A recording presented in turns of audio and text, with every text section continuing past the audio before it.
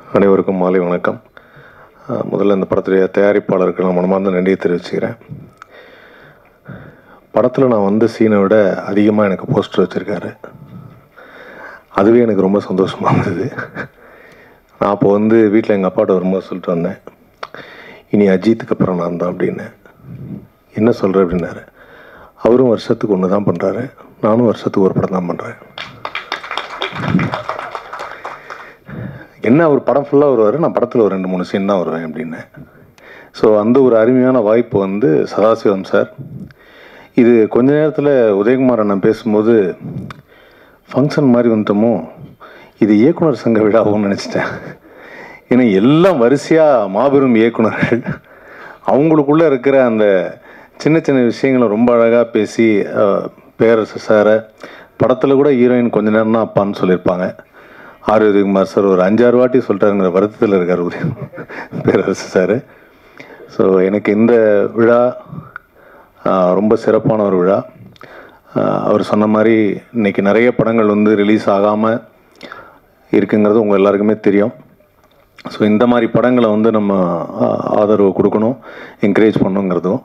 So அதுக்காக இங்கே வந்திருக்கக்கூடிய இயக்குனர்கள், திரைக்கதையின் பிதா திரு கே பாக்யராஜ் அவர்களும், ஆக்ஷன் பட இயக்குனர் பேரரசு அவர்களும், ஆக்ஷன் படத்தில் மற்றும் ஒரு சிறப்பான இயக்குனர் ஏ வெங்கடேஷ் அவர்களுக்கும், எஸ்ஆர் பிரபாகரன் அவர்களுக்கும், பிஎல் தேனப்பன் அவர்களுக்கும், தேவயானி மேம் அவர்களுக்கும், மற்றும் இங்கு அமர்ந்திருக்கும் நடிகர்கள் எல்லாருக்கும் நான் நன்றியை தெரிவிச்சுக்கிறேன்.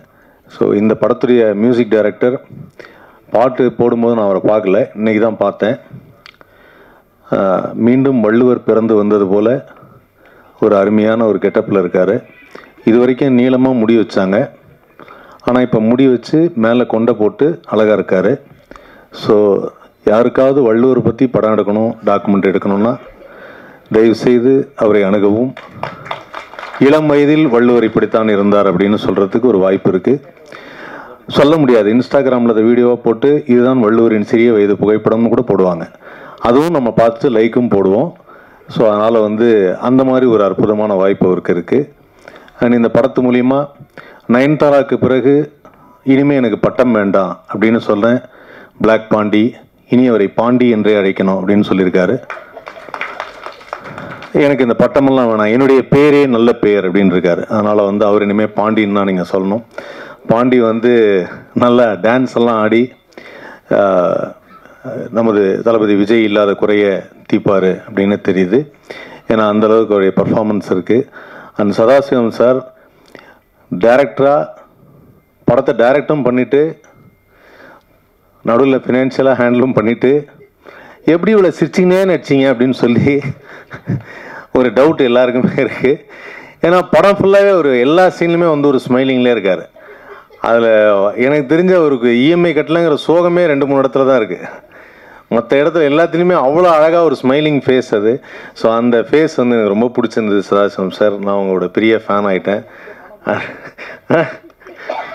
ஸோ இந்த படத்துடைய மியூசிக் டைரக்டர், கேமராமேன் எல்லாருக்குமே ரொம்ப நல்லா பண்ணியிருக்காங்க.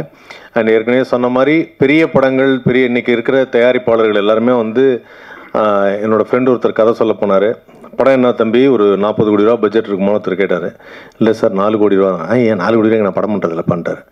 ஸோ அதனால் இப்போ இருக்கிற தயாரிப்பாளர் எல்லாருமே 40 கோடிக்கு படம் பண்ணணும், பெரிய லெவலில் பேசணும், பிஸ்னஸ் அந்த வெளியில் 4 பேருக்கு தெரியணும் அப்படின்னு நினைக்கிறாங்களே தவிர கண்டென்ட்டுக்கு முக்கியத்துவம் கொடுக்குறதில்ல அப்படின்னு சொன்னார். ரொம்ப சிறப்பான ஒரு விஷயத்தை உதயகுமார் அண்ணன் சொல்லிட்டு போயிருக்காரு. உண்மைதான்.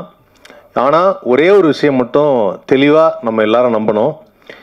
லைஃப்பில் அட்வான்ஸ் டெக்னாலஜி வரும், லேட்டஸ்ட்டு ஃபுட்டு வரும், என்ன வேணாலும் வரும், பீஸா வரும், பர்கர் வரும், என்ன வரும். ஆனால் எங்கள் தெருவில் ஒரு ஓரமாக ஒரு அம்மா இட்லி சுட்டுருச்சு. கடந்த 25 வருஷமாக அந்த இட்லி மட்டும்தான் சுட்டு வைக்குது. அந்த இட்லியை சாப்பிட்றதுக்குன்னு எப்பவுமே வந்துட்டுருக்காங்க. காரணம் என்னென்னா, பசியை போக்குறதுக்கு நம்ம மனசுக்கு பிடிச்சது இட்லி தான். அதனால் அங்கே என்ன தெரிஞ்சுக்கிட்டோன்னா, கான்டென்ட் தான் ரொம்ப முக்கியம். சும்மா கலராக நம்ம சாயம் போட்டுக்கிட்டு பூசிக்கிட்டே இருக்க முடியாது அப்படின்னு. ஸோ அதனால் எது புதுசாக வந்தாலும் இன்றைக்கி கதை ரொம்ப முக்கியம் அப்படிங்கிறத ரொம்ப அழுத்தமாக சொல்லிட்டு போயிருக்காரு. கண்டிப்பாக அதை வருங்காலத்தில் வரக்கூடிய திரைப்படங்கள் எல்லாம் பண்ணுவாங்க அப்படிங்கிற நம்பிக்கை இருக்குது. அப்படி வரக்கூடிய திரைப்படங்களில் ஒரு வருஷத்துக்கு ஒன்றாவது நான் நடிப்பேன் அப்படிங்கிற நம்பிக்கை எனக்கு இருக்குது. எனக்கு நடிகர் சங்க கார்டு இருக்குது, உறுப்பினர் சார். டப்பிங் யூனியன் கார்டு இருக்குது, உறுப்பினர் சார்.